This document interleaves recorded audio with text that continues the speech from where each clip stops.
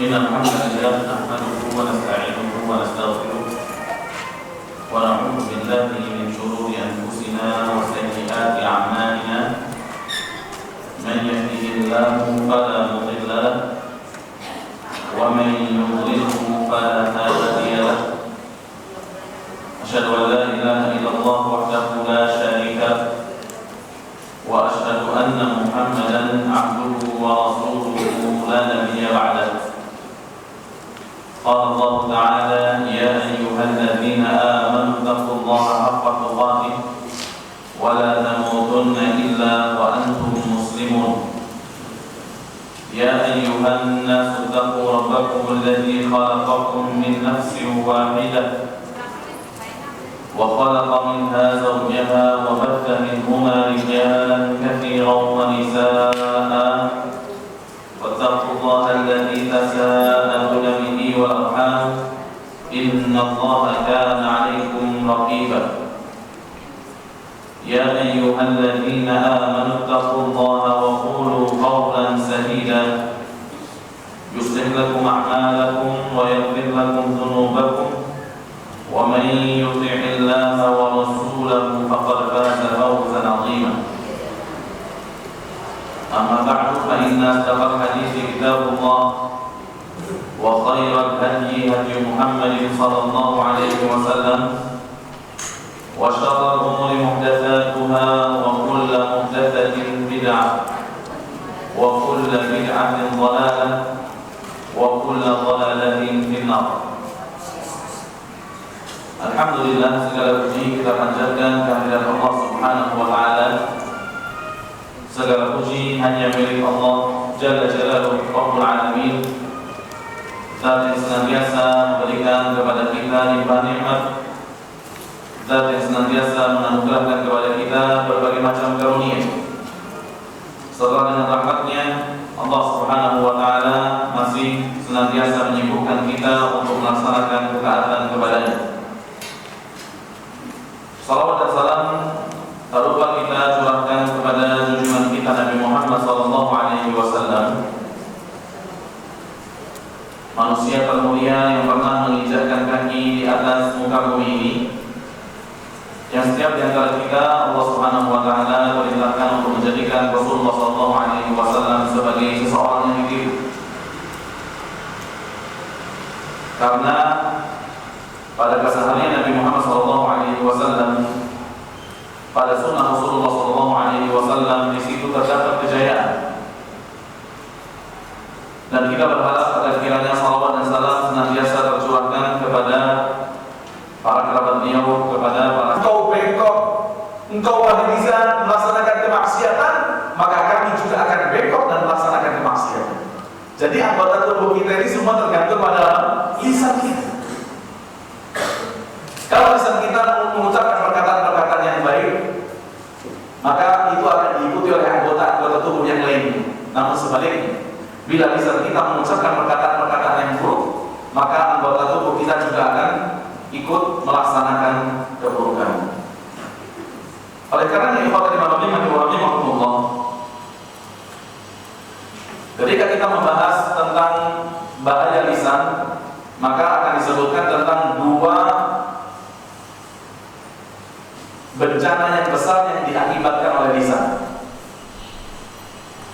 Ada dua musibah atau lisan bermaksiat kepada Allah Subhanahu wa taala dan makhluk itu pada dua perkara. Ya, lisan mengakibatkan musibah, mengakibatkan bencana dikarenakan dua perkara. Yang pertama, al-kalam bil batil. Lisan mengakibatkan kehancuran disebabkan mengucapkan perkataan-perkataan yang batil. Mengucapkan perkataan-perkataan yang batil. Adapun yang kedua, yaitu as-sukutu 'anil haqq. Ketika lisan diam, tidak mau berbicara tentang kebenaran, itu juga merupakan musibah dan bencana yang diakibatkan oleh lisan. Jadi ketika lisan mengucapkan perkataan-perkataan yang batil, itu musibah yang kedua, yang tak kalah bahayanya, yaitu ketika lisan kita tidak mau atau tidak mau berbicara atau diam terhadap perkara-perkara yang hak, perkara-perkara yang benar. Karena dikatakan as-sakitu 'anil haq syaitanun akhras. Orang yang diam, tidak mau berbicara tentang kebenaran, itu seperti syaitan bisu. Dia syaitan juga tapi apa? Bisu. Asim lillah, dia bermaksiat kepada Allah. Maka bencana lisan ini akhtarul afat 'ala al-insan, merupakan bencana yang terbesar bagi manusia. Maksiat yang dilakukan oleh lisan ini adalah maksiat yang paling membinasakan bagi manusia. Kenapa? Kalau manusia mau bermaksiat kepada Allah, misalnya berzina misalnya, atau minum khamar, atau mencuri, maka dia membutuhkan energi lebih, dia membutuhkan kemampuan, misalnya dia membutuhkan modal di awal, betul ya? Tapi kalau orang bermaksiat kepada Allah dengan lisannya, itu nggak butuh modal, cuma sekedar ngomong saja langsung maksiat. Orang mau zina ada modalnya, mungkin dia harus pergi ke tempat yang jauh yang tidak diketahui oleh orang-orang yang dia kenal agar mampu melampiaskan syahwatnya di tempat tersebut. Belum lagi kalau dia nggak punya duit, dia nggak bisa maksiat misalnya, ada modalnya, ada perjuangannya. Orang mau zalim kepada orang lain itu butuh keberanian, ya. Tapi ketika seseorang bermaksiat kepada Allah menggunakan lisannya, ini kemaksiatan yang seperti tidak ada modalnya, langsung terjadi. Jadi lisan ini merupakan sesuatu yang sangat-sangat berbahaya kalau tidak dijaga. Maka hendaknya kita senantiasa menetapi petunjuk dan sunnah Rasulullah SAW di dalam menjaga lisan. Kemudian di antara dosa yang paling sering dilakukan oleh lisan, di sini disebutkan ada beberapa dosa. Yang pertama, ya, yaitu al-ghibah wan namimah. Ya kan, ghibah dan namimah. Nanti akan kita jelaskan apa makna ghibah, apa makna namimah.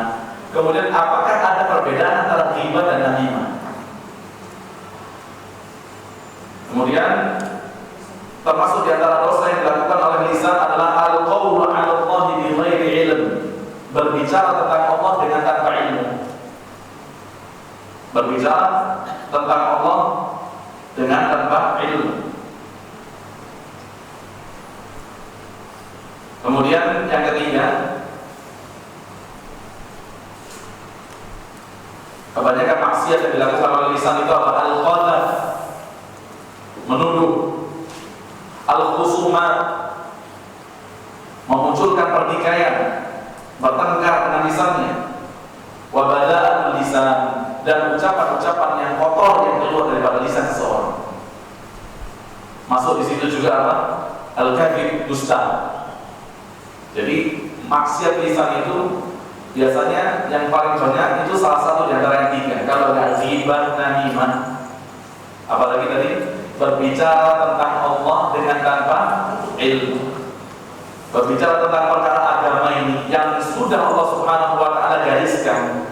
Dia berbicara tentang perkara agama tanpa ilmu. Dan dia bukan orang yang ahli untuk berbicara perkara tersebut.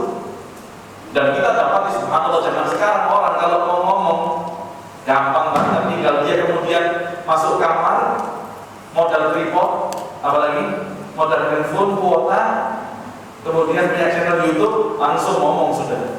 Nggak ada yang kemudian melarang dia. Dan omongan itu mudah untuk tersebar, subhanallah.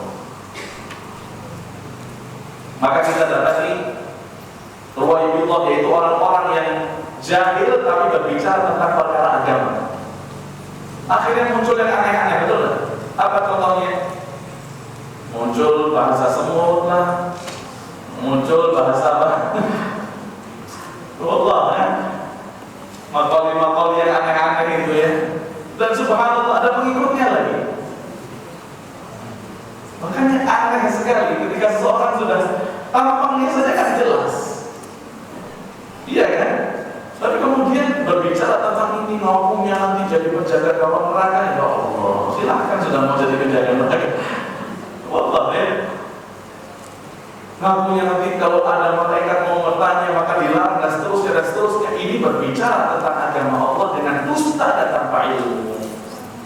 Itu apa tulisan? Bencana yang dilakukan oleh lisan, dan bencana ini tidak hanya membinasakan orang tersebut, tapi bisa membinasakan orang-orang yang mendengar, orang-orang yang apa? Yang duduk bersama orang yang mengucapkan perkataan-perkataan yang Allah Subhanahu wa taala murkai. Ya. Adapun yang ketiga itu al-qadhaf, menuduh wanita yang baik-baik misalnya dituduh berzina. Ya, seperti haditsul ifk, tuduhan kepada Aisyah radhiyallahu anha, dia telah melakukan zina seterusnya, kemudian Allah Subhanahu wa taala sucikan nama Aisyah dengan diturunkannya firman Allah pada surah An-Nur untuk kemudian mensucikan nama Aisyah radhiyallahu anha. Dan sejak saat itu muncul kemudian apa? Syariat, siapa yang menuduh wanita baik-baik melakukan perbuatan zina, ketika tidak terbukti maka dicambuk orang tersebut 80 kali cambukan. Cuma nuduh dengan lisannya, apa hukumannya? 80 kali cambukan. Baik, kita akan sebutkan yang biasa ya. Yang pertama yaitu ghibah dan juga namimah. Ghibah. Insyaallah zaman sekarang majelis kalau nggak ada ghibahnya itu sepi. Betul nggak sih? Kadang kalau misalnya yang pandai ghibah itu satu orang, kok tiba-tiba dia berhalangan hadir, itu sudah kata orang majelisnya kayak kurang hidup, gitu ya. Karena dia suka bohongan, suka cerita bulan, ketika nggak hadir, yang lain nggak mempunyai kemampuan seperti orang tadi, ya sudah, nggak lama bubar ke majelis. Tapi kalau majelisnya, ada mutakalimnya yang ngomong itu, masya Allah pintar bawa suasana, pintar kemudian mainkan ritme ngomongin bulan, sebentar ngomongin bulan, maka majelisnya itu akan apa? Majelis itu akan bertahan untuk ini. Maka di sini tentang perkara ghibah kita akan bahas tentang ta'rifnya, tentang definisi daripada ghibah. Ghibah yaitu an yadhkurul insanu aiba ghairihi min ghairi mahwijin ila dzikri dzalik. Ghibah adalah seseorang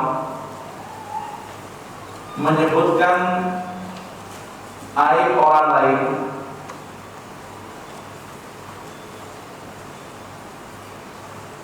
padahal tidak ada perlunya dan tidak ada butuhnya disebutkan aib tersebut.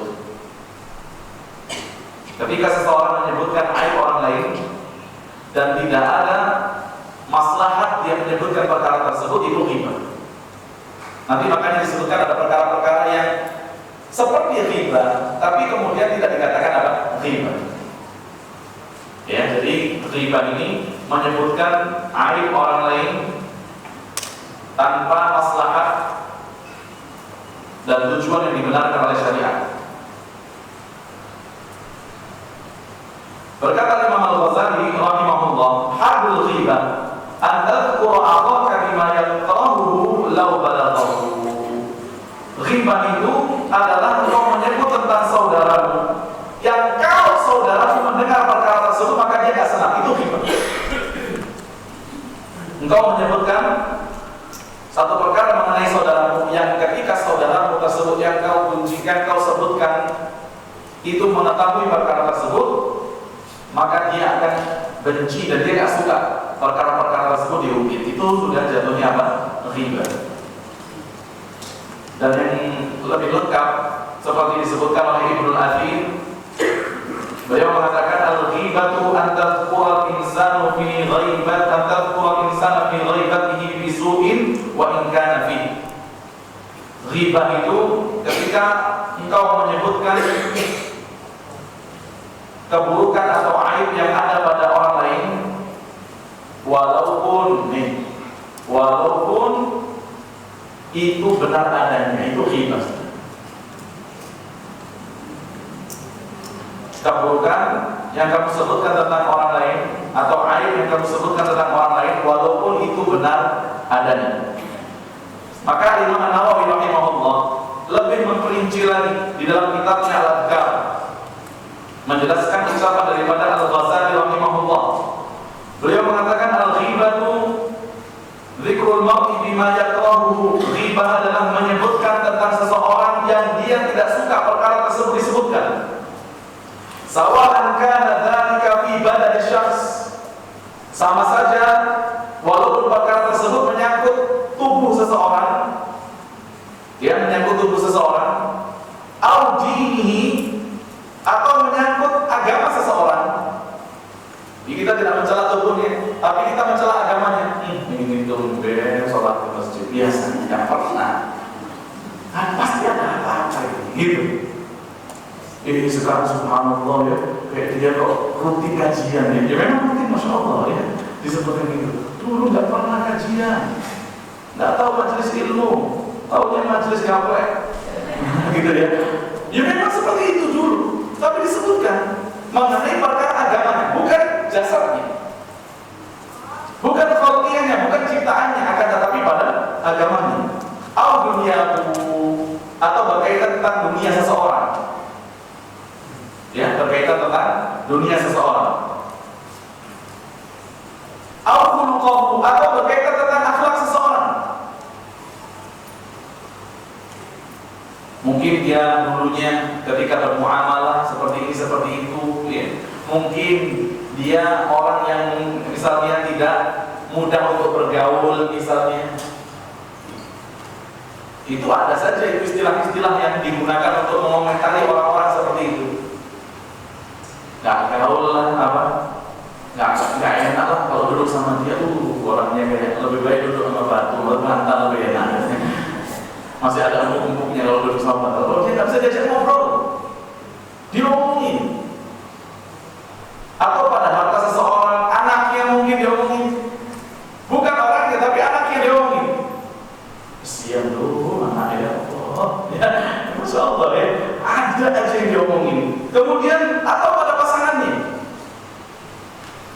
ngomongin pasangannya, atau dikatakan bahkan kata Imam Nawawi al-khadimihi, atau mungkin yang diucapkan dan dibicarakan itu pembantunya seseorang. Pembantunya yang diomongin itu bisa saja ghibah kepada majikannya, atau pada bajunya misalnya, penampilan, atau pada gerakan-gerakannya, pada senyumnya. Dan dikatakan di sini itu sama saja disebutkan dengan dilafadzkan atau diisyarah, atau disebutkan dengan isyarah, atau disebutkan dengan apa? Isyarah. Contoh ini, kalau ada orang lewat yang kita mau ghibahin, nggak perlu kita ngomong, cuma kita udah itu ghibah sudah. Udah itu ghibah itu. Makanya ciri-ciri orang-orang kafir, ya, mereka ketika orang-orang Islam mereka lewat di hadapan orang-orang kafir, Allah mengatakan wa idza marru bihim yataghamazun. Ketika orang-orang Islam melewati orang-orang kafir, maka orang-orang kafir itu al-ghams. Al-ghams itu melakukan gerakan mata itu. Nah, itu sudah jadi hebat itu. Makanya ada yang dinamakan al-ghams, ada yang dinamakan al-lams, ada yang dinamakan al-hams. Itu sama-sama mencela. Kalau al-ghams itu dengan mata, mencela dengan mata, subhanallah ya. Mata bisa mencela. Itu mencela, apalagi kita main bibirnya ngomong itu sudah. Mata nggak bisa ngomong, bisa mencela kata Allah. Kemudian al-lams itu celaan dengan apa? Dengan lisan.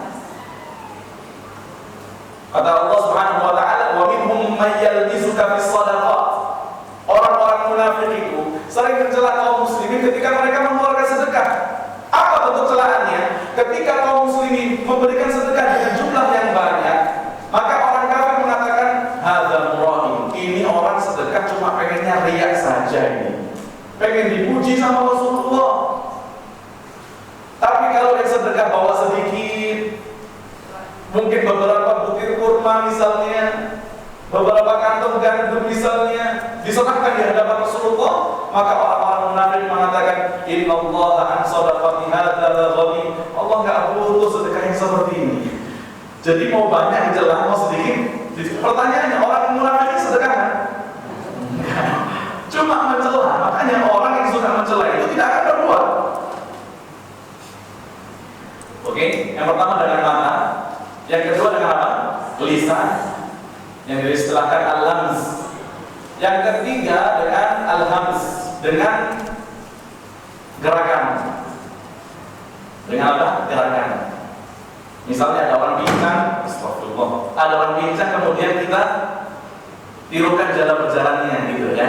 Tirukan cara berjalannya. Ada orang gagu, misalnya ngomong itu dia ikutin seperti itu. Itu al-hams, menirukan dengan perbuatan. Makanya Allah mengatakan wailul likulli humazatin. Tuh, celaka. Wail itu celaka. Wail itu adalah salah satu di antara nama neraka jahanam. Wail adalah salah satu lembah yang ada di dalam neraka jahanam, yang bahkan neraka jahanam berlindung diri kepada Allah daripada lembah wail tersebut. Saking seremnya lembah wail, ya. Jadi wail itu maknanya celaka. Wail itu maknanya salah satu nama neraka. Wail itu di antara tafsirannya adalah salah satu lembah di dalam neraka jahanam, yang bahkan neraka jahanam berlindung diri kepada Allah daripada kengerian lembah tersebut. Itu wail. Di mana antum berlindung diri daripada sesuatu yang ada pada diri antum? Contohnya apa? Orang berlindung diri kepada Allah daripada jerawatnya, kan gitu ya. Padahal jerawat itu di mana? Di wajah dia. Tapi saking gak senangnya dia sama jerawat itu, dia berlindung diri kepada Allah daripada jerawat. Padahal jerawatnya dia juga. Nah seperti itu apa? Neraka jahanam berlindung diri daripada neraka wail kepada Allah Subhanahu wa ta'ala. Allah katakan wailul likulli humazatin lumazah. Celaka bagi orang yang suka mencela dengan perbuatan dan juga mencela dengan lisan. Tapi kalau bahasa Indonesia itu bukan tafsirannya atau terjemahannya, apa terjemahannya? Bagi orang yang mencela lagi mengumpat. Pertanyaan anak, mencela mengumpat sama kan? Sama. Mencela itu dengan apa? Lisan. Yang dimaksud mengumpat juga dengan apa? Dengan lisan. Maka kadang bahasa Al-Quran itu tidak dapat diwakili dengan bahasa selainnya. Maka ini pentingnya seseorang untuk mempelajari bahasa Arab. Ya.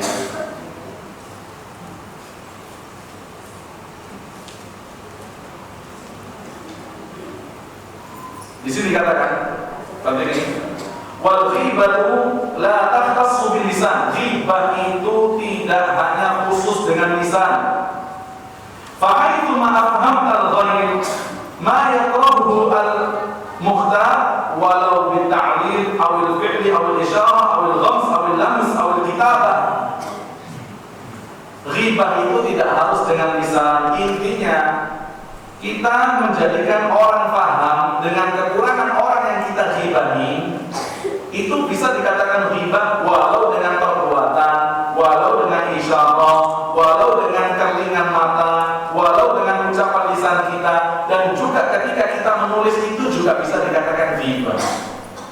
Kamu nggak boleh ghibah. Kapan aku ngomong nggak pernah ngomong gitu? Itu di status kamu. Wah, ya status itu juga apa? Status itu juga dikatakan ghibah kalau memang isinya seperti itu.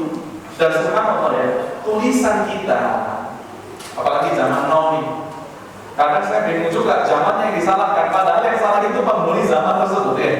Bukan salah zamannya. Zaman sekarang orang itu masya Allah nulis apapun ditulis di statusnya, ghibahin orang, komentar, dan subhanallah tulisan itu kadang lebih awet daripada ucapan, betul? Coba ibu bapak kalau yang punya Facebook misalnya, itu muncul kadang pemberitahuan kenangan Anda 5 tahun yang lalu. Itu kadang muncul di beranda antum dan bisa dibaca oleh followers antum atau teman antum di Facebook dan seterusnya. Maka bisa dikatakan tulisan itu kadang ablah, lebih sampai atau lebih awet ketimbang ucapan. Nah, di sini dikatakan al-farqu bainal ghibati wan namimah. Perbedaan antara ghibah dan namimah. Maka ulama mengatakan apakah ini sama ghibah dan namimah? Mereka berbeda pendapat, dan pendapat yang paling rajih, pendapat yang paling baik, bahwasanya di antara keduanya itu ada kesamaan, tapi ada sesuatu yang membedakan. Nah, susah. Di antara keduanya ada kesamaan, tapi ada sesuatu yang membedakan. Apa yang membedakan? Apa yang sama dulu ya? Samanya yaitu membicarakan orang lain, itu sama. Membicarakan orang lain.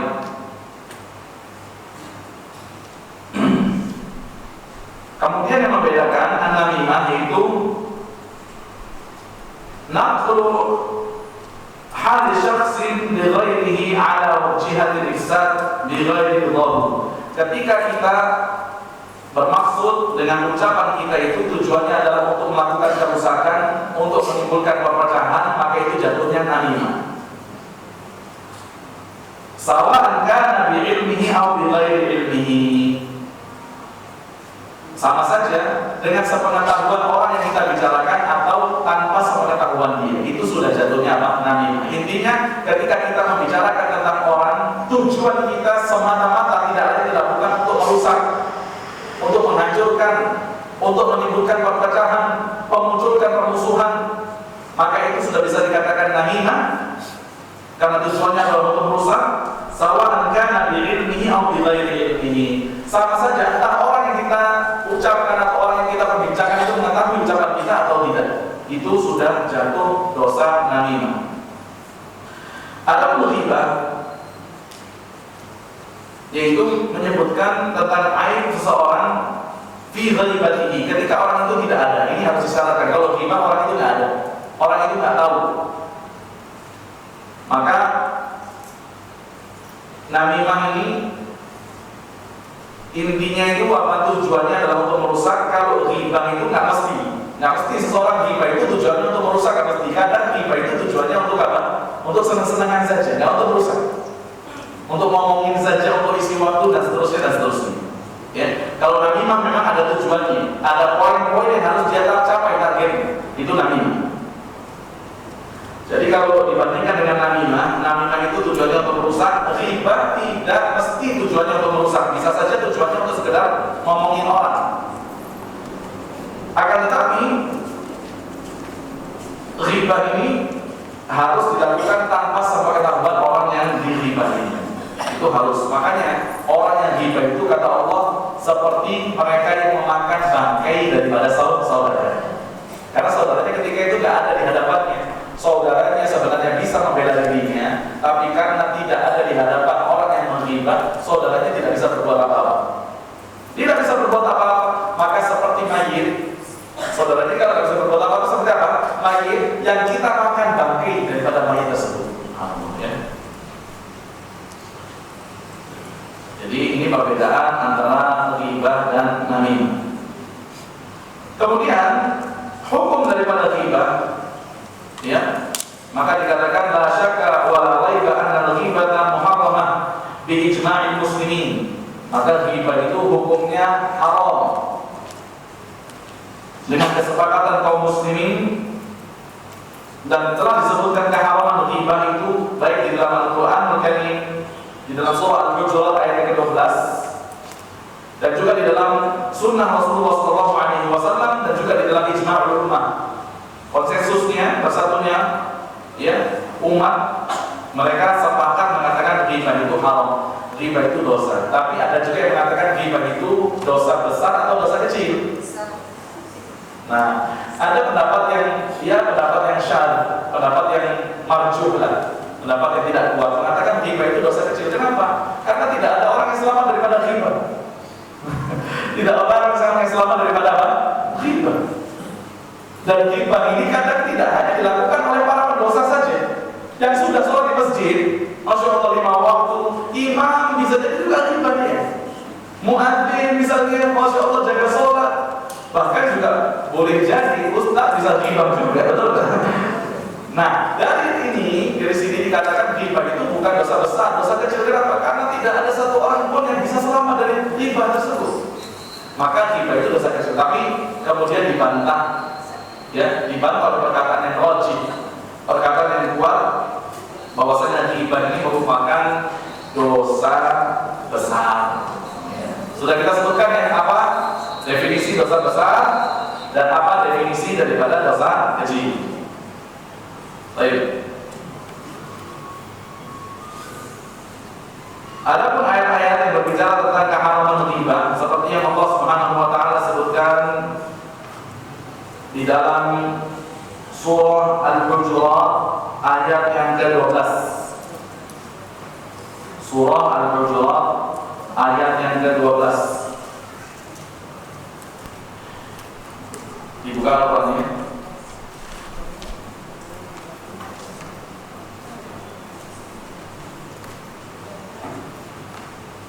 Allah berfirman, "Ya ayyuhalladzina amanu ijtanibu katsiran minadh-dhann."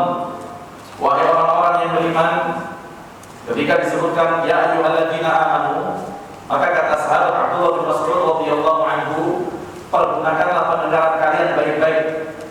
Yang mengaku beriman kepada Allah Subhanahu wa taala, diam ketika mendengarkan ya ayyuhalladzina amanu, tidak hanya sekedar diam tapi konsentrasi mendengarkan apa yang akan disampaikan setelah ya ayyuhalladzina amanu. Kata sahabat Abdullah bin Mas'ud, pasti setelah ya ayyuhalladzina amanu di situ ada kebaikan yang kita diperintahkan untuk mengerjakannya demi kemaslahatan kita. Dan tentu setelah ya ayyuhalladzina amanu bisa jadi di situ ada keburukan yang kita diperintahkan untuk menjauhinya juga untuk kemaslahatan diri kita. Jadi mulai sekarang kalau dengar ya ayyuhalladzina amanu, ya, khususnya, maka hendaknya kita merasa Allah berbicara dengan kita. Allah mengajak berdialog kita, karena kita termasuk di antara orang-orang yang beriman. Allah mengatakan ijtanibu katsiran minadh-dhann. Jauhilah banyak daripada prasangka, inna ba'dadh-dhanni itsm. Sesungguhnya sebagian prasangka itu adalah dosa. Wala tajassasu, dan janganlah kalian mencari-cari kesalahan orang lain. Jangan berusaha untuk apa? Mencari-cari kesalahan orang lain, mencari-cari kekurangan orang lain. Sibuklah mencari kesalahan kita. Sibuklah mengintrospeksi kesalahan yang kita lakukan. Ngapain kita pengen tahu kesalahan orang lain sementara kesalahan kita sangatlah banyak? Orang yang sibuk untuk cari kesalahan orang lain, maka tidak mungkin dia akan sibuk mengatasi dan kemudian menyelesaikan problem yang ada pada dirinya. Ya, itu berupa kesalahan-kesalahannya tidak akan dia urusin, ya. Sukanya ngurusin kesalahan orang lain. Maka Allah mengatakan wala yaghtab ba'dukum ba'dha, dan janganlah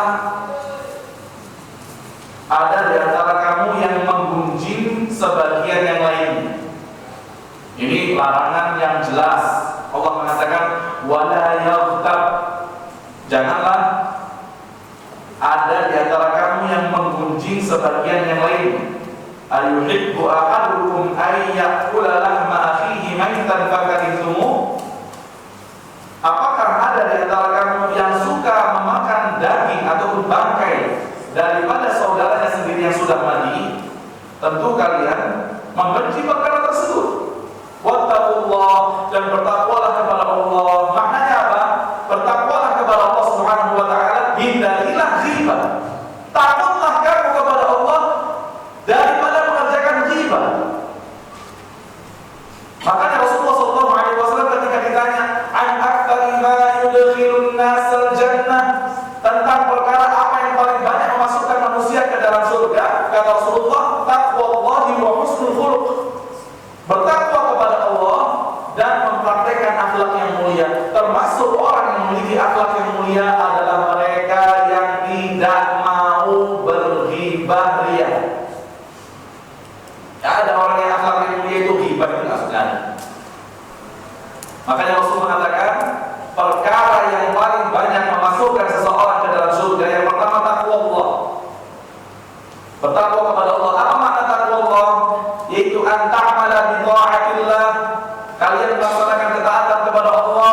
Segala sesuatu yang Allah perintahkan kita laksanakan ala nur min Allah, berdasarkan cahaya dan petunjuk Allah Subhanahu wa taala.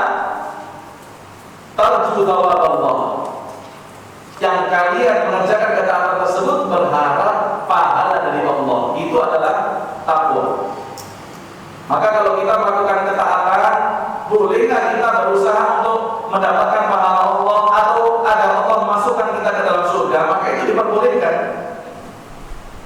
Ketika antum melaksanakan ketaatan tujuannya supaya masuk ke dalam surga, maka itu diperbolehkan, bahkan diajarkan, diperintahkan ketika melaksanakan ketaatan.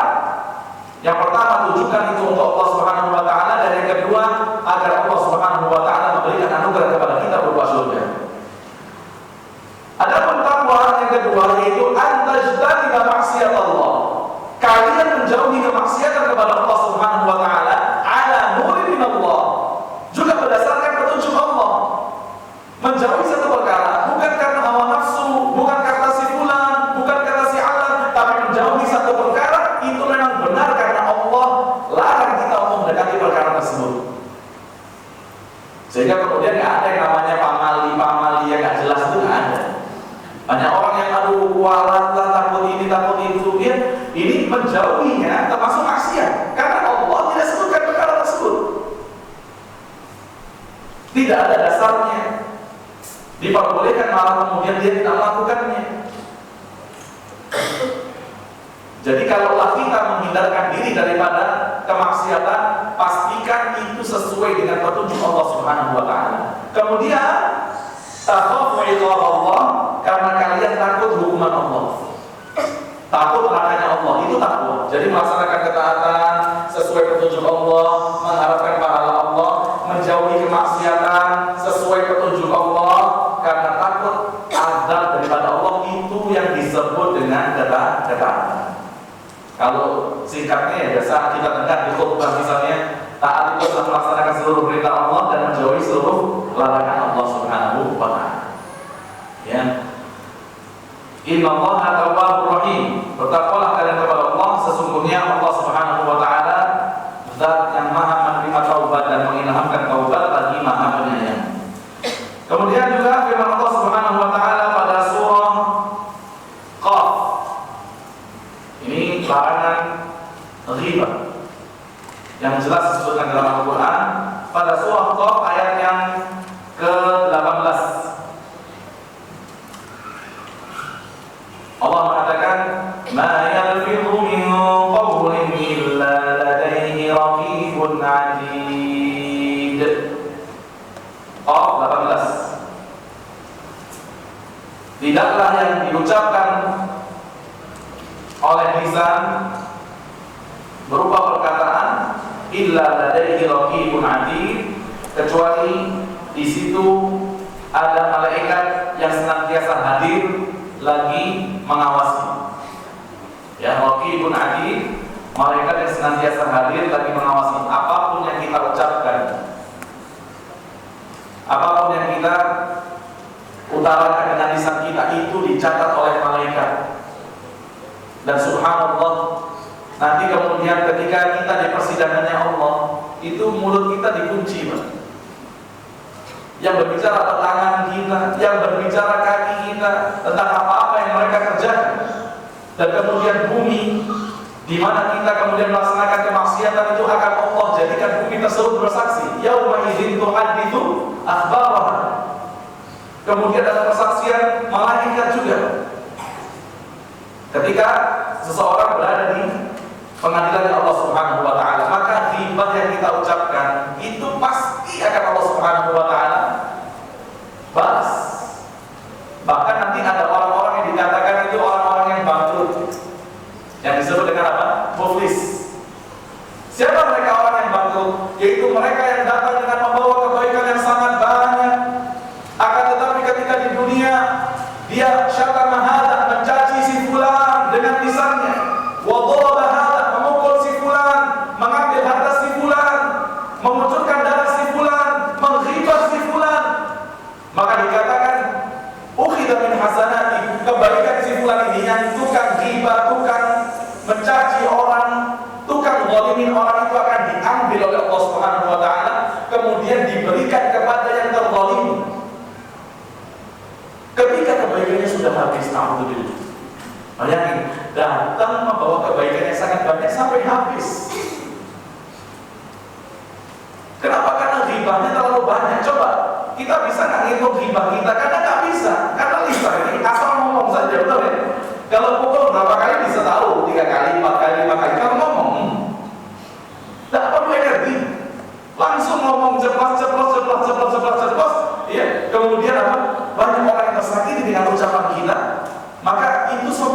dihitung sama Allah Subhanahu wa taala. La yughadiru shaghiraha wa la kabiraha illa ahsaha. Tidak ada yang besar maupun yang kecil kecuali pasti akan tercatat. Ketika kebaikannya sudah habis, alhamdulillah, tapi kewajibannya masih harus ditunaikan kepada orang yang dizalimi ketika di dunia, maka keburukan yang terzalimi itu diambil, dosanya diambil, kemudian diberikan kepada yang zalim. Kemudian yang zalim ini dilemparkan ke dalam api neraka jahanam. Alhamdulillah. Ini makanya orang itu disebut apa? Muflis, orang yang bangkrut. Bawa kebaikan banyak, tapi kebaikannya dikasih sama orang, kemudian dia dapat keburukan dari orang dan dia dicampakkan ke dalam neraka jahanam. Ya, ini dalil Al-Qur'anul Karim tentang larangan ghibah yang ada di dalam surah Al-Hujurat ayat berapa tadi? 12 dan surah Qaf ayat yang ke-18. Ada sabda Rasulullah SAW. Rasul mengatakan, "Atadruna mal ghibah?" Wahai para sahabatku, apakah kalian mengetahui apa itu ghibah? Maka para sahabat mengatakan, Allah wa rasuluhu a'lam. Allah dan Rasulnya lah yang lebih tahu. Maka Rasul mengatakan, dzikruka akhaka bima yakrah. Ghibah itu kau menyebutkan tentang saudaramu yang dia tak suka ketika keburukan itu disebut oleh dirimu.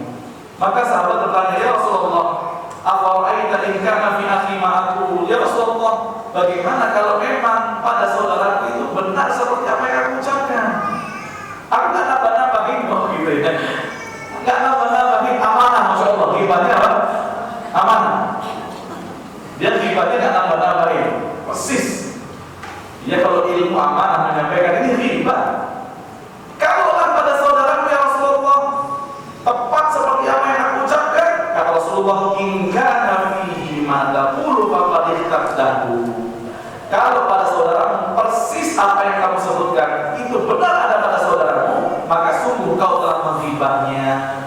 Wa illam yakun fihi faqad bahadahu. Tapi kalau yang kamu ucapkan itu tidak ada pada saudaramu, maka kamu telah menfitnahnya atau mengucapkan perkataan yang tidak benar tentang saudaramu. Ya. Jadi mau benar ghibah, mau dusta fitnah. Oh, nggak ada baiknya sudah. Makanya ngomongin orang itu nggak ada baiknya. Jangan ngomongin orang karena kita juga nggak suka ketika orang ngomongin kita. Jangan ngomentarin orang karena kita juga nggak suka ketika orang ngomentarin kita. Kalaulah benar ghibah, dosa besar. Kalaulah dusta, yaitu fitnah. Mengucapkan sesuatu yang tidak ada pada saudara kita dengan tujuan untuk apa? Untuk merusak daripada saudara kita tadi, yaitu fitnah. Tapi kalau kita tanya dalilnya fitnah apa? Dalilnya ada yang ibu-ibu mungkin sering hafal nih dalilnya. Al-fitnah tu asyadu minal qatl. Fitnah lebih kejam daripada pembunuhan. Ini bukan dalil fitnah. Al-fitnah itu di sini maksudnya kesyirikan. Fitnah di sini apa? Kesyirikan lebih kejam, lebih berat, lebih besar di sisi Allah ketimbang pembunuhan. Itu bukan dalilnya itu. Karena fitnah ya, al-fitnah tu asyadu minal qatl. Masya Allah ya, dalilnya keliru, tapi semangatnya luar biasa. Kalau nggak belajar, khawatirnya akan jatuh kepada kesalahan lisan yang kedua, yaitu berkata tentang Allah sesuatu yang dia tidak memiliki ilmu. Makanya harus belajar, duduk di kajian, mencatat. Tujuannya apa? Supaya ilmu itu diikat sehingga kemudian dapat kita amalkan sebagai bekal untuk bertemu Allah Subhanahu wa taala. Kemudian pernah suatu ketika Aisyah radhiyallahu anha itu cemburu. Masya Allah, Aisyah itu sudah cemburu. Istri Rasulullah, ya namanya wanita radhiyallahu anha dengan segala kelebihannya, tapi Allah masih berikan fitnah dia wanita cemburu. Cemburu kepada siapa? Kepada istri-istri Rasulullah sallallahu alaihi wasallam yang lainnya. Radhiyallahu anha, ya subhanallah. Dan itu yang menjadikan bumbu-bumbu yang enak di dalam pernikahan itu kan ada cemburunya, betul ya? Ya Bu ya, iya kata ibu, betul Pak ya, enggak kata pusing dicemburuin katanya. Tapi Rasul saja dicemburuin biasa. Rasul, istrinya cemburu biasa. Itu fitnah. Allah ciptakan mereka seperti itu. Pernah ketika Rasul di rumah salah seorang istrinya, tiba-tiba datang kiriman. Seorang budak membawakan makanan untuk Rasulullah SAW dan para sahabat.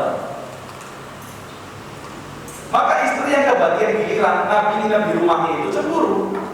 Kemudian dipukul itu, wadahnya itu, tempatnya itu jatuh, kemudian pecah, makanannya berserakan. Apakah Rasul marah? Enggak.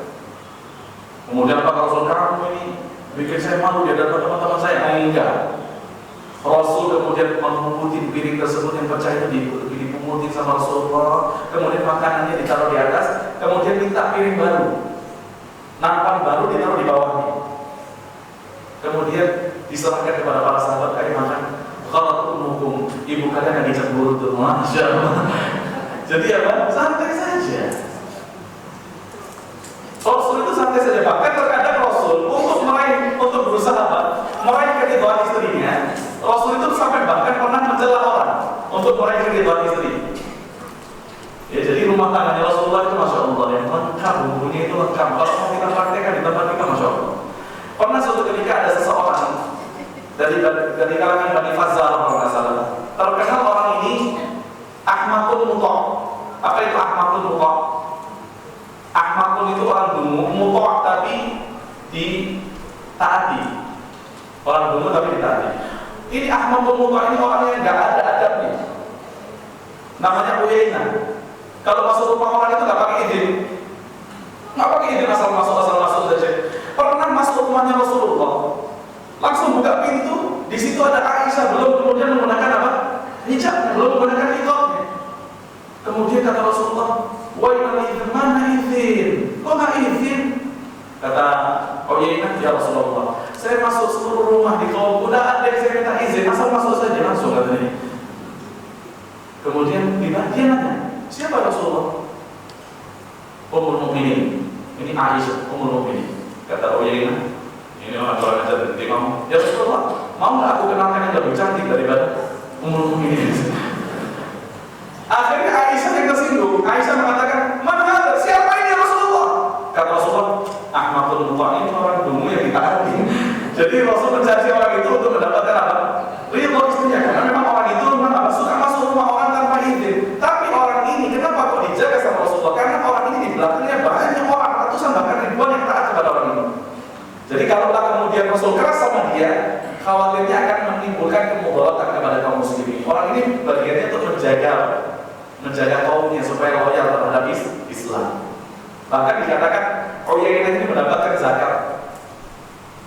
Saking apa, karena dia itu bisa untuk apa?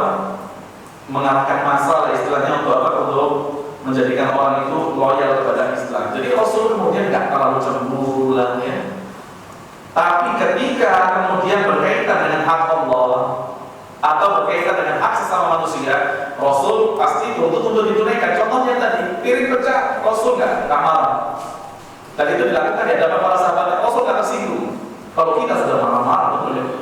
Wah, ini nanti aja kalau marah, jangan di hadapan teman-teman saya. Kalau Rasul nggak, kalau hukum ibu kalian lagi cemburu, makan sudah, makan selesai.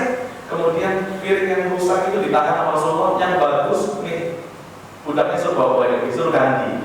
Jadi kalau masalah kewajiban harus ditunaikan. Mau cemburu silahkan, cemburu itu di mana? Nanti. Tapi ketika berkaitan dengan hak sesama manusia, ditunaikan kata Rasulullah SAW. Nah, Aisyah pernah cemburu kepada Rasulullah SAW ya, atas istri-istri yang lain.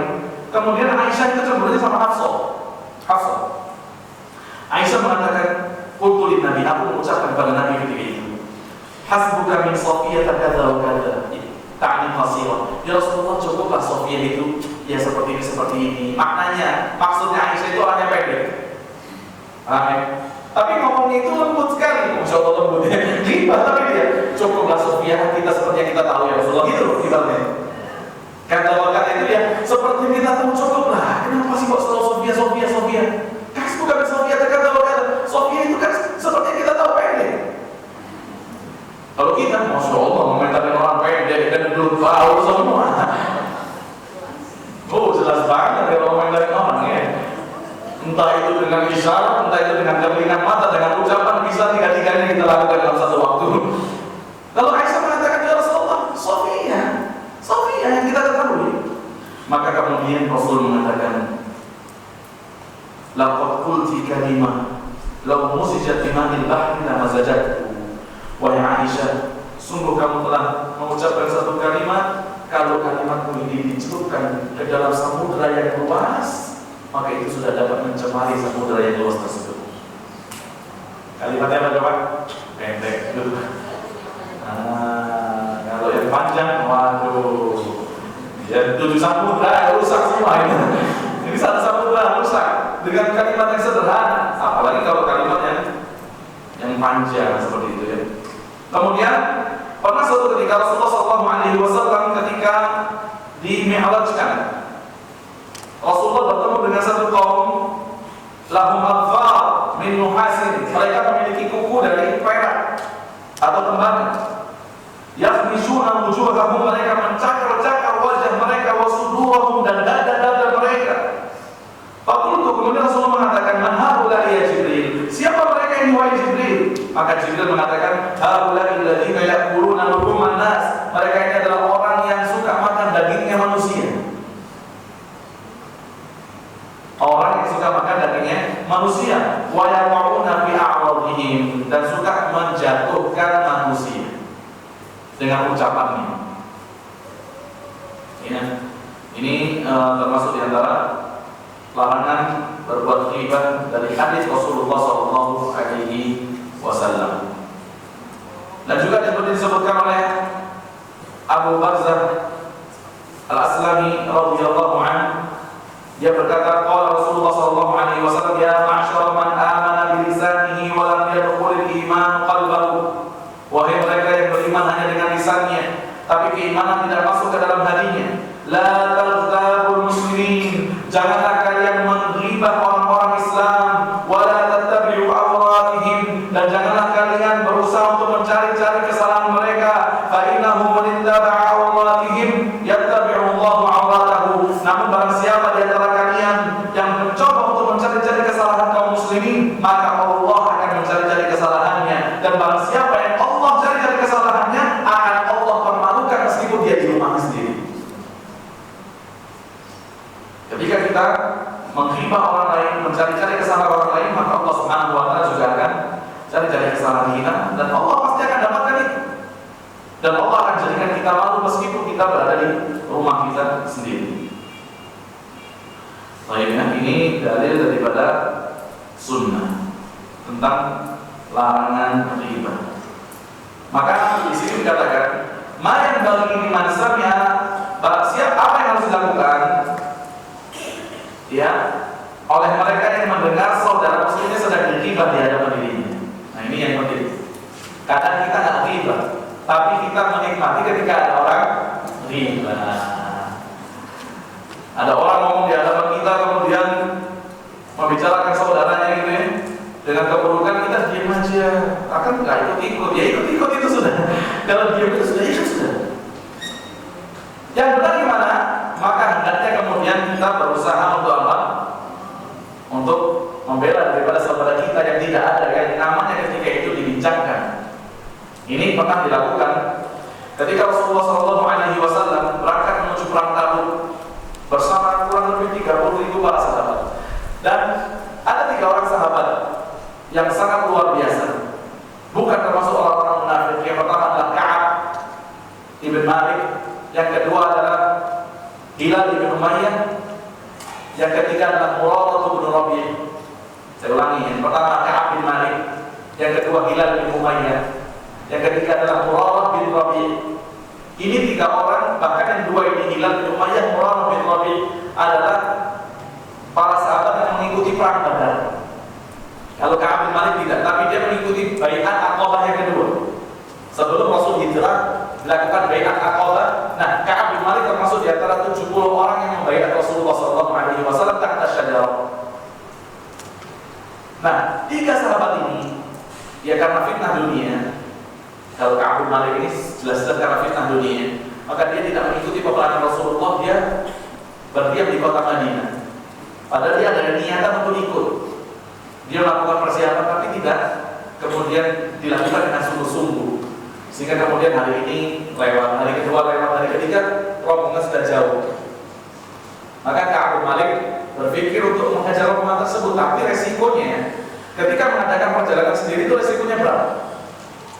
Mungkin sekarang kalau jalan sendiri nggak ada masalah. Kalau dulu mengadakan perjalanan sendiri, ya siap-siap nanti ada perompak, ya. Kemudian ada perampok dan seterusnya, orang yang bisa mencuri harta kita dan membunuh ya jiwa kita ketika melakukan perjalanan sendiri. Ini yang kemudian dipikirkan oleh Ka'ab bin Malik sehingga dia tidak mampu menyusul Rasulullah SAW. Maka ketika Rasulullah berada di Tabuk, wa huwa jalisun fil qaum, Rasul duduk bersama para sahabatnya. Kemudian Rasul itu ingat Ka'ab bin Malik.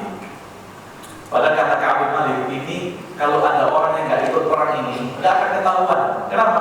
Karena jumlahnya sangat banyak, 30.000 bayangin. Kalau nggak ikut itu nggak ketahuan. Tapi subhanallah, Rasul justru ingatnya kepada siapa? Ka'ab bin Malik, kata Ka'ab orang yang soleh.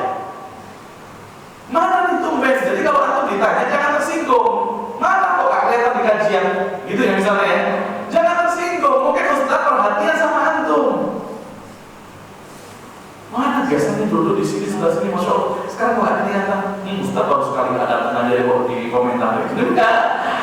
Perhatian seperti yang dilakukan Rasul kepada Ka'ab bin Malik. Ma fa'ala Ka'ab bin Malik? Apa yang dilakukan Ka'ab? Mana dia? Tiba-tiba ada seorang laki-laki dari kalangan Bani Salimah. Dia mengatakan, ya Rasulullah, habasahu burdahu wa nadharu fi 'irfaihi. Ya Rasulullah, dia tertahan oleh selendangnya. Maksudnya apa? Dia tertahan oleh istrinya. Dia nggak pernah gara-gara apa? Istrinya. Wa nadharu fi 'irfaihi. Selendang itu maksudnya apa? Dia melihat ke arah ketiaknya. Maksudnya orang dulu kan cermin mungkin tidak ada. Ketika melihat bajunya itu, dia melihat ke arah ketiaknya seperti ini. Maksudnya apa? Dia lebih pilih di Madinah, duduk santai, nggak mau panas-panasan sama kita ya Rasulullah. Tabuk ini jaraknya 700 kilo, musuhnya ramai, jumlahnya lebih banyak. Maka kemudian ucapan itu, ya Rasulullah, habasahu burdahu wa nadharu fi 'irfaihi. Dia tertahan oleh selendangnya dan dia sekarang sedang melihat arah ketiaknya itu, bagaimana baju yang bagus dia kenakan. Ini kan riba, betul ya? Riba. Saya mau tanya, siapa yang diajar riba? Jadi Rasul juga ada yang ajar riba ternyata. Yang diajar riba Rasulullah. Ketika itu ada Mu'adz bin Jabal. Siapa? Mu'adz bin Jabal. Maka Mu'adz mengatakan, bisa makul, sungguh buruk apa yang kamu ucapkan. Wallahi ya Rasulullah, ma'alimna alaihi illa khairah. Demi Allah, kami tidak mengetahui tentang Ka'ab bin Malik kecuali dia adalah orang yang baik ya Rasulullah. Dia putus itu rantai riba. Pertanyaan saya tadi, siapa yang diajar riba?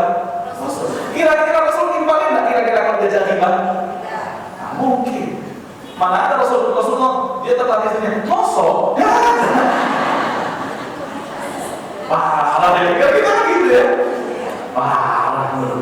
Enggak, Rasul tidak akan nimbalin. Tapi Mu'adz bin Jabal melakukan sesuatu yang harus dilakukan begitu. Padahal dia jadi riba Rasulullah, tapi dia serang orang yang riba itu. Bisa makul, sungguh buruk apa yang kamu lakukan. Kami tidak mengetahui tentang Ka'ab kecuali kebaikan ya Rasulullah. Dia adalah orang yang baik. Maka kemudian Rasul mengatakan, man dzabba 'ala lahmi akhihi bil ghibah kana haqqan 'ala Allah an yu'tiqahu minan nar. Siapa yang menjaga daging saudaranya daripada ghibah, maka wajib bagi Allah Subhanahu wa taala untuk membebaskan orang tersebut daripada neraka. Tapi pertanyaannya ini susah apa berat apa ringannya? Susah. Bayangin antum duduk lagi bengong, ada yang ngobrol asyik, nggak perlu antum keluarkan zin, nggak perlu antum kemudian melakukan riset dulu, sudah dapat risetnya. Antum tinggal mengkonsumsi saja. Itu berat banget kalau mau kita tinggal aja berat, apalagi mau kita dakwahin. Yang ada kita dengerin aja mosok, itu mosoknya itu apa lagi? Oh, kalau begitu yang ditahu, gitu ya. Pernah, masya Allah, keluar kemudian apa? Informasi yang lebih banyak keluar. Kan orang yang riba itu kalau ditanggapi malah senang, betul kan? Antum mosok aja, oh senang ya. Langsung buka kitab itu, kamusnya ada semua itu. Pulang ada sekian-sekian tahu semua dia. Tapi kalau aku nggak tanggepin, itu dia nggak senang. Dia nggak akan senang. Ibaratnya dia itu seperti garam karena air sudah habis sudah. Maka kewajiban kita kita, kalau ada orang yang menghibah orang lain di hadapan kita, maka hendaknya kita kemudian berusaha untuk membela orang yang dihibahin tersebut. Maka kita akan sebutkan poin-poin sebelum kita sebutkan ghibah yang diperbolehkan, yaitu ilajul ghibah, obat daripada ghibah, agar seseorang tidak terjatuh ke dalam perbuatan ghibah.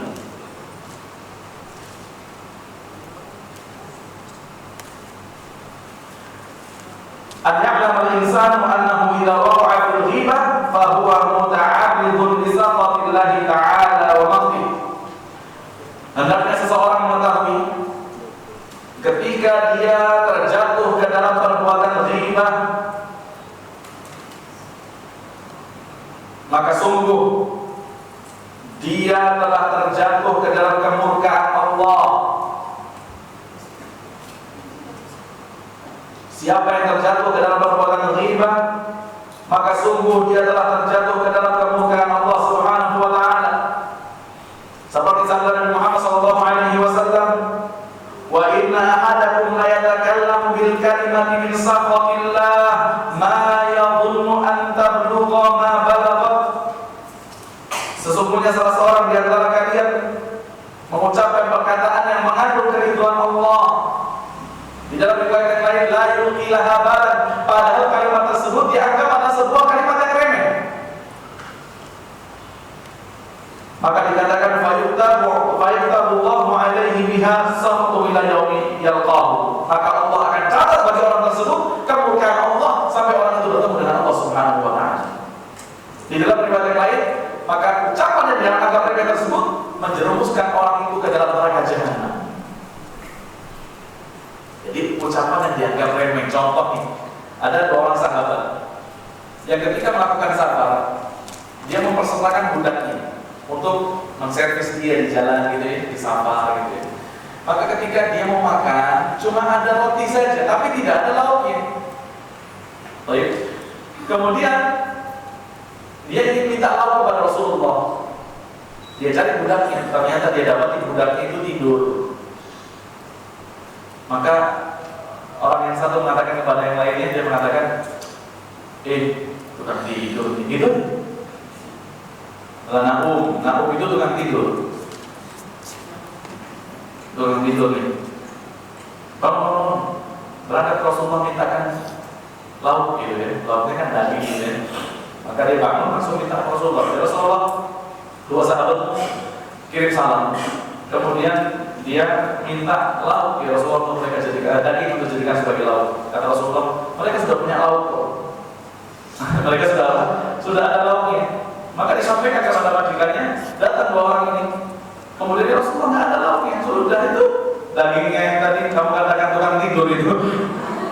Cuma ngomong tukang tidur. Kalau kita, gablok ini apa? Masya Allah. Nah, kita omongin, meskipun dia tidur, ghibah itu, kan dia nggak tahu. Dia tidur lagi dia omongin nggak tahu. Itu dikatakan apa? Ghibah. Jadi agar terhindar daripada ghibah, kita hendaknya mengetahui kalau kita ghibah, kita akan dimurkai oleh Allah Subhanahu wa taala. Kemudian yang kedua, alaihi an yanzura fi sababil ba'ith lahu 'ala al-ghibah. Hendaknya dia mengetahui sebab-sebab apa saja yang dapat menghantarkan dia ke dalam dosa ghibah.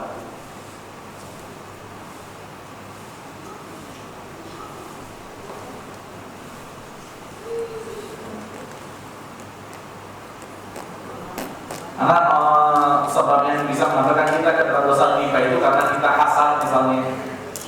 Biasanya karena hasad, seseorang kemudian ghibah.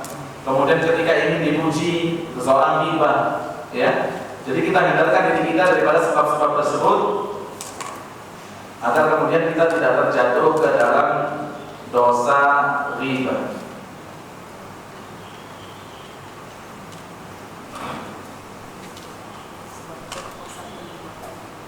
Dan hendaknya kita yang ketiga nih berusaha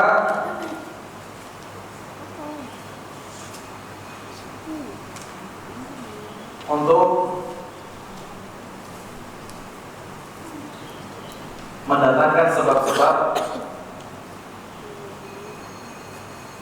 yang menjadikan kita jauh daripada ghibah. Itu kebalikannya.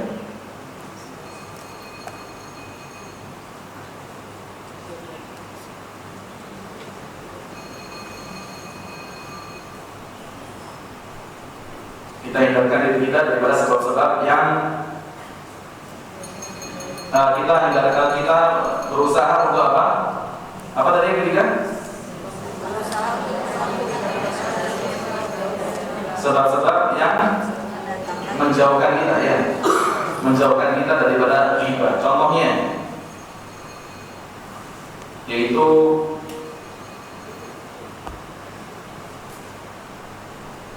berusaha untuk mensucikan diri kita, tazkiyatun nafs, senantiasa belajar, karena tazkiyah itu tidak akan terwujud ketika seseorang tidak mengeluarkan sifat-sifat buruk dan memasukkan ke dalam hatinya sifat-sifat yang baik. Itu tazkiyah. Jadi tidak hanya memasukkan perkara-perkara yang baik, tapi harus mengeluarkan sesuatu yang buruk di dalam hatinya. Contohnya lagi misalnya ketika kita marah,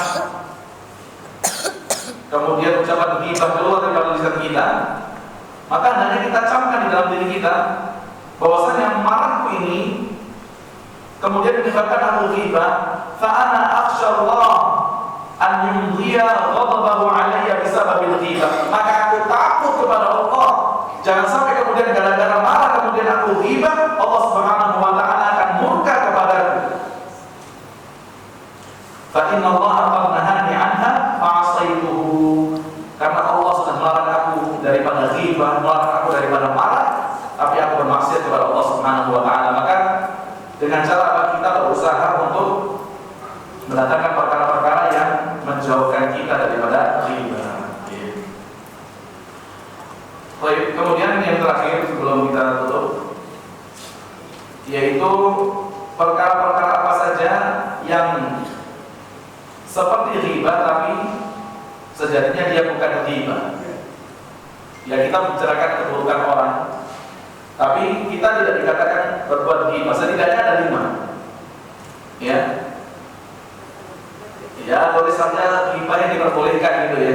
Ngomongin orang yang diperbolehkan, itu ada 5. Sehingga selain daripada 5 ini semuanya haram. Contoh yang pertama, jenis yang pertama, yaitu orang yang terzalimi ketika dia mengadukan permasalahannya kepada orang yang dia yakin dapat membantunya. Al-mazlum, orang yang terzalimi, mengadukan permasalahannya kepada orang yang dirasa dapat membantunya menyelesaikan permasalahannya kepada yang menzaliminya. Contohnya, jadi dia laporkan kezaliman si A karena dia yakin si C ini bisa membantu dia, maka dia jatuhnya tidak berbuat ghibah. Tapi harus disyaratkan apa? Kita yakin si C ini bisa membantu kita, memiliki wewenang misalnya, bisa kemudian menegur si A, ya, bisa kemudian memberikan nasihat kepada si A yang zalim sama kita, itu bagus. Itu syaratnya. Tapi kalau kita tidak melihat itu ada pada si C, misalnya kita nggak yakin si C itu bisa bantu kita, atau kita yakin si C itu justru takut sama si A, berarti jatuhnya apa ini? Curhat, Ustaz, bukan ghibah. Yaitu ghibah sambil curhat. Tapi ya, kalau kita tahu, Masya Allah, ini si C bisa menghindarkan kita daripada kezaliman si A karena si A takut sama si C, silakan sampaikan. Tapi kalau enggak, lebih baik kalau usah diceritain. Kemudian yang kedua,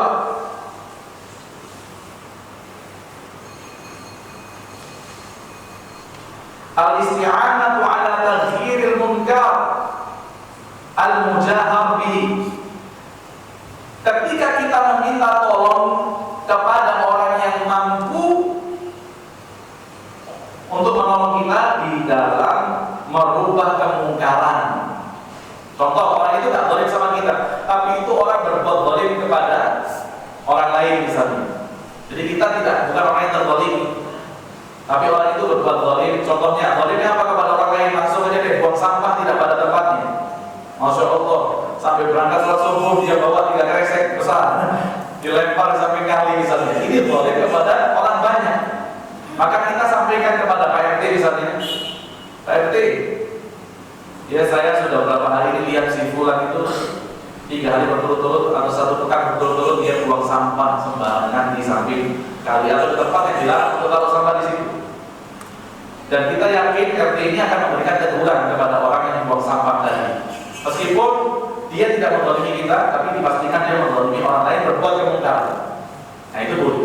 Kalau yang pertama bedanya dia terzalimi, dia minta tolong. Tapi yang kedua dia minta tolong kepada orang yang bisa menolong untuk mencegah ya orang dari kemungkaran, meskipun dia tidak terdampak sebenarnya. Kalau bahasa kita berarti apa?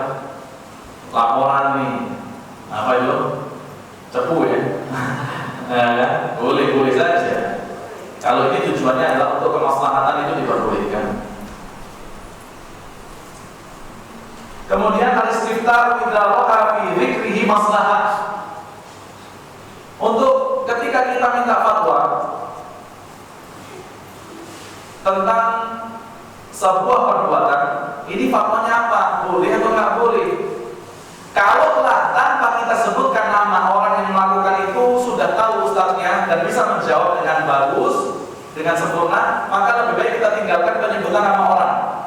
Tapi kalau misalnya susah, ustaz ini yang mana maksudnya? Itu ustaz yang itu, gitu misalnya. Yang dilakukan sifulan itu boleh saja. Akhirnya oh itu maksud, mungkin karena kita takut salah untuk mengabarkan, menyampaikan pertanyaan, maka kita kemudian kasih contoh itu ustaz yang dilakukan sifulan. Oh itu maksudnya ini. Kemudian ustaz akan memberikan jawaban yang benar. Tapi kalau misalnya kita sudah bisa menyampaikan pertanyaan dengan baik tanpa menyebutkan nama orang, maka itu yang harus ditempuh terlebih dahulu. Jangan kemudian langsung aja kita pengen ngomongin nama orang di hadapan ustaz, nggak boleh. Ya, itu yang ketiga. Kemudian yang keempat, tahdzirul muslimina min syarri insanin fasiqin aw mubtadi'in khususan idza kana mujahiran bidzalik. Yaitu memberikan peringatan kepada kaum muslimin daripada keburukan orang yang fasik atau orang yang melakukan perbuatan bid'ah jika dia lakukan itu secara terang-terangan. Jika dia lakukan itu secara terang-terangan. Aw man arada an yukhalita ghayrahu fi amrin kamithli zawajin aw tijarah. Ya, kita memberitahukan keburukan seseorang yang fasik atau mubtadi', pelaku bid'ah yang tidak bisa ditolerir ya. Misalnya ketika orang tersebut ingin berinteraksi dengan orang yang kita kenal, contohnya dia mau datang ke rumahnya teman kita sore hari ini, tujuannya apa? Untuk lihat anak perempuannya teman kita. Padahal kita tahu ini pelaku kefasikan, pelaku kemaksiatan yang itu tidak diketahui teman kita. Maka boleh kita sampaikan kepada teman kita, yang mau datang nanti sore itu, ya, dia yang anak pernah lihat, ya, dan anak kalau tambahin seperti ini. Jadi supaya dia tidak buka pintu, atau dia bisa cancel. Karena tentu dia nggak mau anaknya kemudian dinikah sama orang yang tidak baik. Ya. Kemudian kalau kemudian atau mungkin bahasanya ya udah kamu cek dulu lah. Yang anak pernah dengar seperti ini. Itu mungkin lebih halus nih. Apalagi kalau teman kita tahu kita ini memang orang yang senantiasa menghendaki kebaikan untuk diri, insya Allah dia akan cross check tuh. Oh, tumben si fulan ngomongin orang nih. Kita nggak pernah ghibah nih.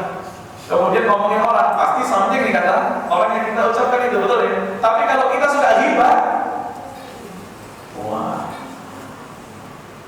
ya nggak akan kita ditanggepin. Kenapa? Karena memang doyannya suka jelekin orang. Ini orang nggak ada suaranya, nggak pernah jelekin orang lain. Kok tumben? Nanti sore datang kamu, dia datang ke rumah ngomongnya, datang nanti bakal ini. Pernah saya lihat ini. Wah, pasti ada sesuatu. Yang ngomong nggak pernah ghibah, nggak dicek. Maka jangan suka ghibah, ya. Kenapa? Supaya ketika ngomong langsung dengar, ya kan?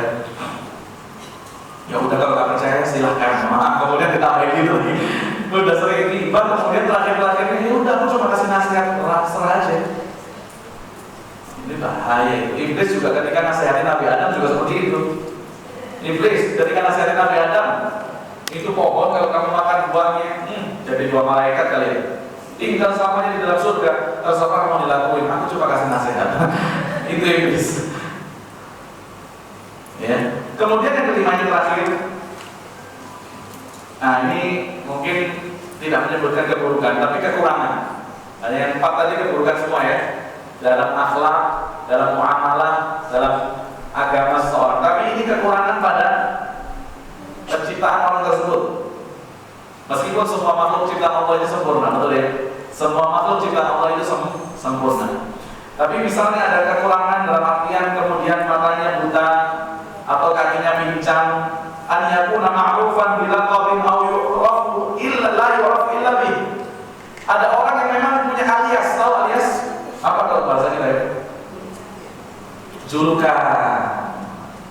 Yang dia tidak dikenal kecuali dengan julukan itu. Contohnya, kenal Muhammad yang mana? Yang di ini daerah mana? Hah? Kelapa Gading. Banyak Muhammad Kelapa Gading. Muhammad ini, mat ini gitu kan bahasa gitu ya. Mat apa gitu? Orang sini kan biasa gitu ya. Mat apa ya? Adalah yang saya pernah tahu, nggak perlu saya sebutkan di sini. Mat ini, oh Muhammad itu ya, boleh gitu nggak apa-apa. Sekali-sekali tapi jangan terus-terusan. Hanya untuk karena kita memang butuh untuk menyebutkan sifat dia atau julukan dia atau yang orang kenal tentang dia, tujuannya untuk mentakyin Muhammad yang mana sih gitu, boleh. Misalnya, ada orang yang namanya Agus. Agus apa? Banyak Agus misalnya. Ada kasih namanya Agus nggak ada ya? Nggak ada ya. Agus apa? Agus, maaf ya, Agus pincang misalnya. Oh itu ya, tapi nggak perlu nggak perlu kemudian kita panggil dengan sebutan itu nggak perlu juga.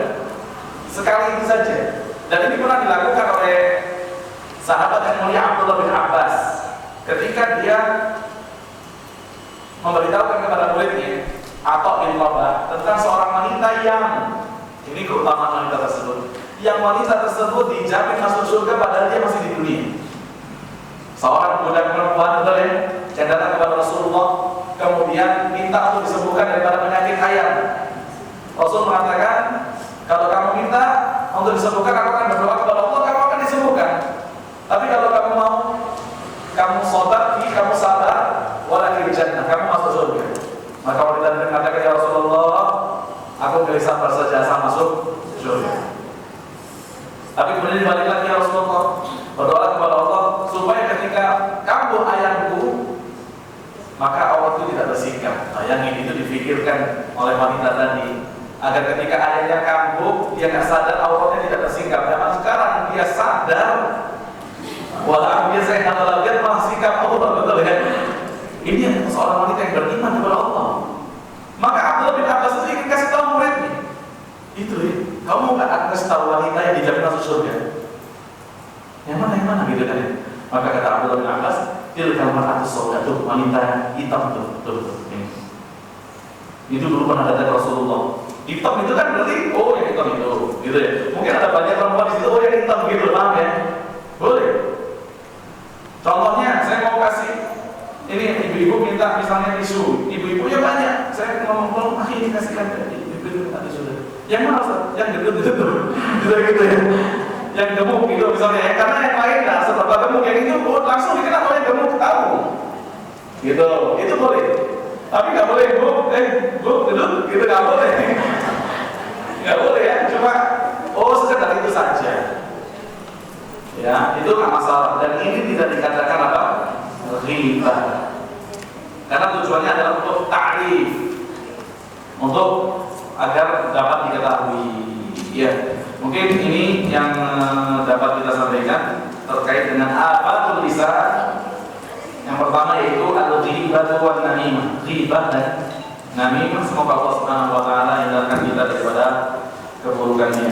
Amin ya rabbal alamin. Baik, mungkin ada pertanyaan sama Ustaz.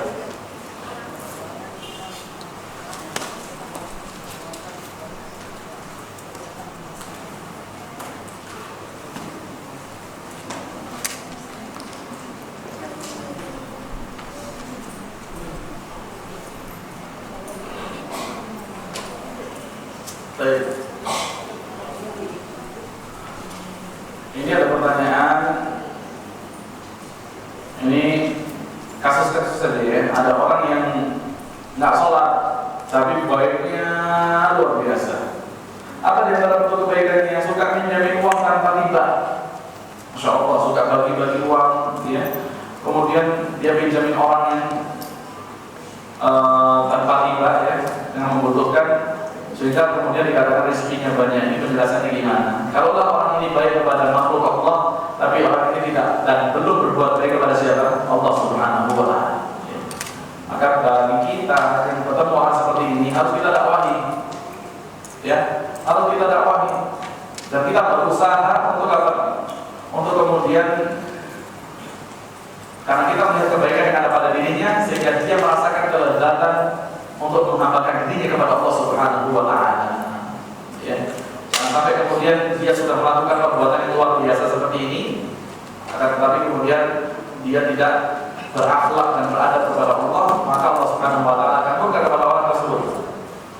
Ada seorang sahabat ada seseorang yang diwafatkan Allah, ya. Orang itu baik melaksanakan amal ketaatan, tapi standar saja. Tapi dia punya satu amalan apa? Kalau ada orang utang sama dia, nggak bisa bayar, dia tangguhkan. Itu saja amalannya. Maka dosa-dosanya diampuni oleh Allah Subhanahu wa Ta'ala. Tapi dia melaksanakan ketaatan kepada Allah meskipun standarnya wajib-wajib saja. Nah ini kalau orang yang wajib nggak dikerjakan, bagi kita, ya hendaknya kita kemudian memberikan nasihat. Kalau masih tetap dia berlaku sombong tadi, kalau tidak mau menerima nasihat berlaku sombong, maka bisa jadi kebaikan yang selama ini dia kerjakan itu tujuannya bukan untuk siapa? Allah Subhanahu wa Ta'ala. Meskipun dia tampakkan ikhlas, bantu orang ini, ya kita nggak tahu di dalam hati orang tersebut. Allah Subhanahu wa Ta'ala saja tidak tunaikan hak-haknya.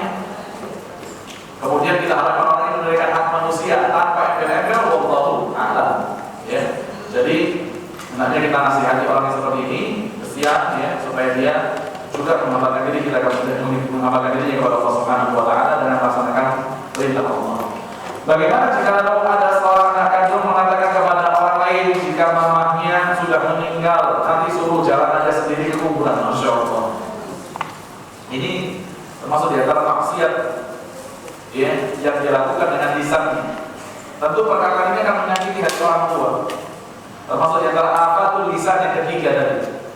Permusuhan, apalagi yang dia musuhi adalah orang yang memiliki hubungan rahim, bahkan si pemilik rahim itu sendiri. Bukan yang memiliki hubungan rahim saja.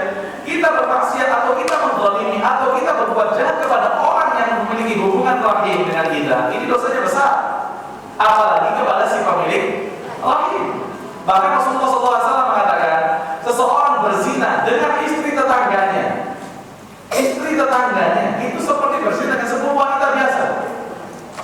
Kenapa? Karena tetangga tentu harus memiliki apa? Memiliki tempat di hati orang tersebut. Kok tega dia berzina dengan istrinya? Nah, ketika dia berbuat kasar kepada orang yang memiliki hubungan kekerabatan, apalagi sang pemilik rahim itu sendiri, maka ini mengundang kemurkaan Allah Subhanahu wa Ta'ala. Meskipun ada permusuhan, meskipun kadang kurang cocok, ya, tapi sebagai seorang anak hendaknya dia senantiasa memuliakan orang tuanya. Bahkan Allah Subhanahu wa Ta'ala mengatakan di dalam surah Luqman, Allah Subhanahu wa Ta'ala berfirman, apa dalam surah Luqman?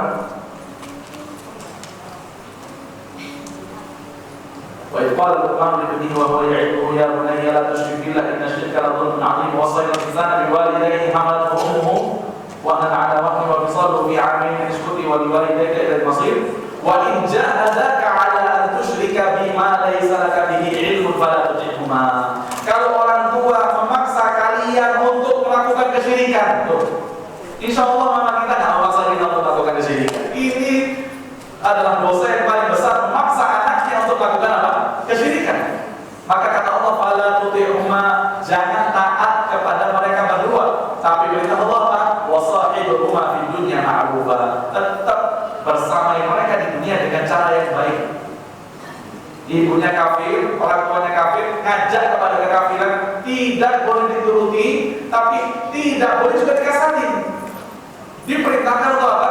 Berbuat baik kepada orang tua, ya. Ini yang dilakukan para sahabat.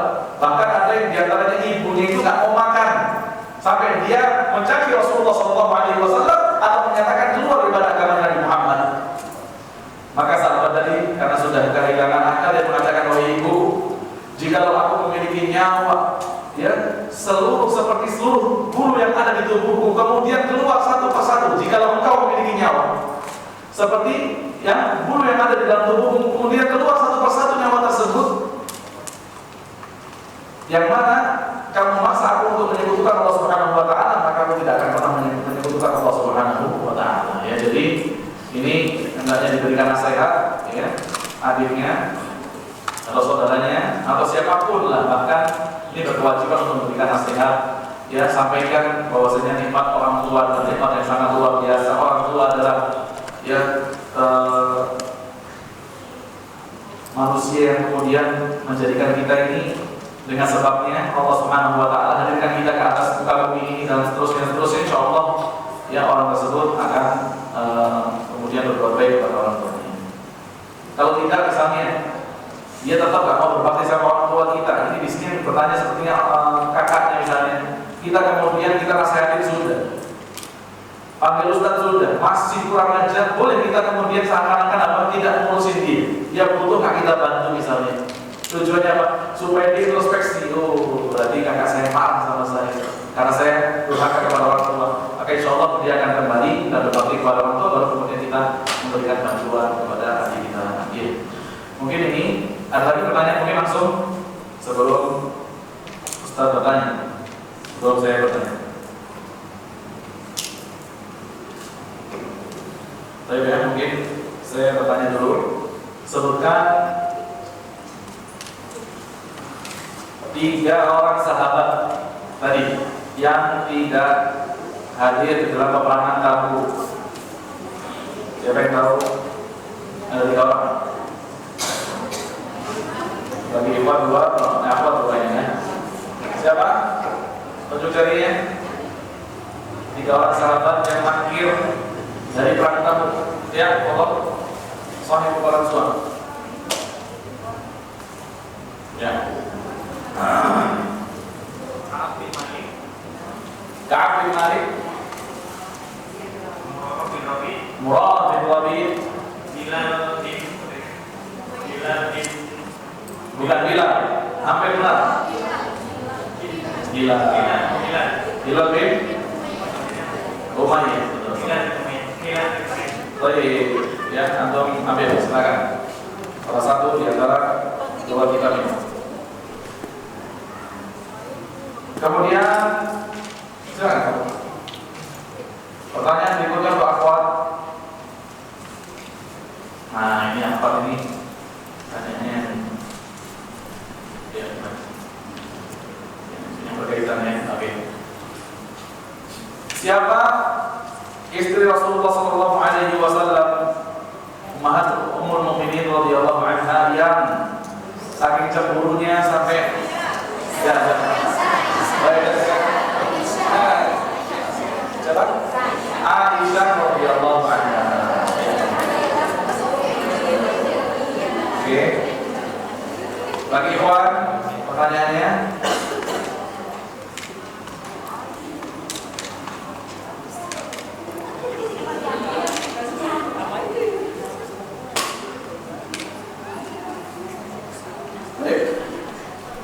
Sebutkan 2 bencana yang dapat dilakukan oleh lisan di awal dari baik foto.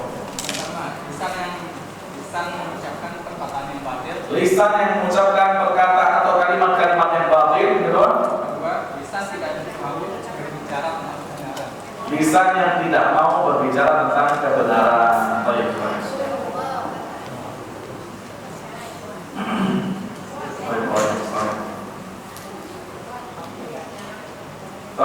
Terakhir untuk akhwat ini, tadi mudah kan, sekarang susah pertanyaannya. Tadi yang tebal ya, oke, yang Aisyah ini tadi.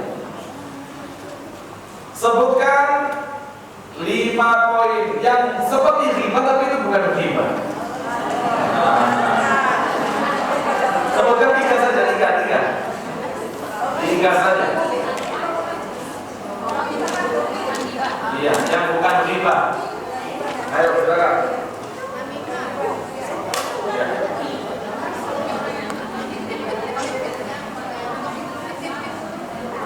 Masya Allah, orang yang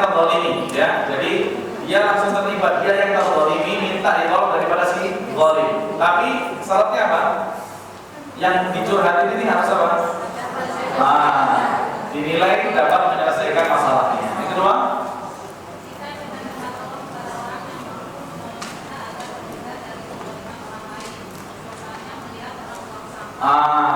iya. Kita meminta pertolongan kepada orang yang dapat menghilangkan kemungkaran orang lain. Contohnya ketika kita melaporkan seseorang yang berbuat keburukan sehingga kemudian dapat ditindak. Yang ketiga, yang terakhir, coba apa yang terakhir?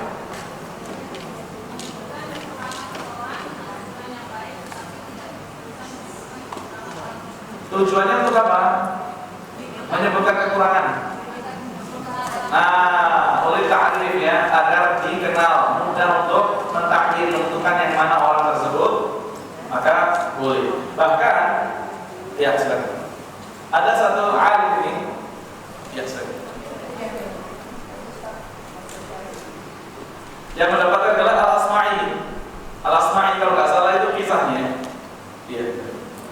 Dia itu mendapatkan gelar budak itu bukan karena dia budak. Karena ada satu orang perempuan datang sama dia, tanya satu permasalahan, nggak sengaja perempuan itu kentut. Kemudian untuk menjaga perasaan wanita tadi yang kelepasan itu tadi, maka dia coba ulangi pertanyaan kamu. Diulangi lebih keras. Coba ulangi pertanyaan kamu. Sehingga wanita itu dia kemudian tenang. Oh, pertanyaan saya yang teriak-teriak jadi nggak dengar, apalagi kentut saya yang tadi cepat nafas. Oh, kemudian setelah dia dijawab Yesus. Wanita itu keluar Yesus diceritain. Oh, ustadznya budak. Akhirnya dikenal dengan itu ya. Dikenal dengan itu sampai kemudian julukan ini. Dan dia mudah untuk ditakyin dengan julukan yang dari wanita yang kentut di depan dia tadi. Padahal tujuannya apa? Untuk menjaga perasaan wanita yang kelepasan tadi. Tapi justru disebarin sama Rasul itu. Makanya kadang kita pengen jaga orang yang jaga kita, ya. Dunia, kata dunia. Baik ya, mungkin sampai di sini kita cukupkan. Kita baca beberapa menit. Subhanallah wa bihamdika, asyhadu an la ilaha illa anta